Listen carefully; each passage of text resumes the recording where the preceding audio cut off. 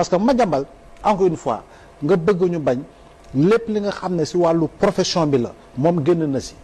dëggantaan donte le mi ngi doon bind ay jamono si borom ba mu tuddee ko borom altine yi si li nga xam ne moo doon li mu doon def léegi bu demee ba positionné wu si benn leader politique battre campagne ànd ak nit kooku mu wane ni mi ngi si biir politique bi jàpp naa ni Moustapha war nañ ko xoolee neneen te itamit dëgg boo koy xool bindam waxinam jëfinam salafiste terroriste amul lu mu bindul chaque jour moo wax ko que ne moom c'est l'exemple du plus mauvais exemple du contre-exemple à donner en exemple très sincèrement xam nga parce que loolu mën du ko xam nga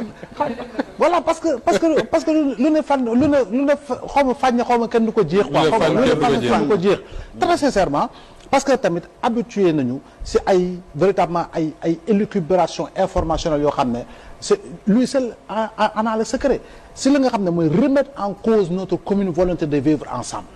dina laal na ay couches yu gën a sensibles dans ce pays là liées véritablement à la Casamance liées aux ethnies liées aux confréries amul lu mu laalul donc bu ñëwee nag loolu yëpp ba léegi kenn toppale si dara léegi ñu ne nag lu ñu lay toppee mooy rapport boo xam ne dañuy xool ndax yaa def wala defoo yow nga jël la poudre d'escampette je pense que en réalité wartuñu sax di wax si yow parce que wax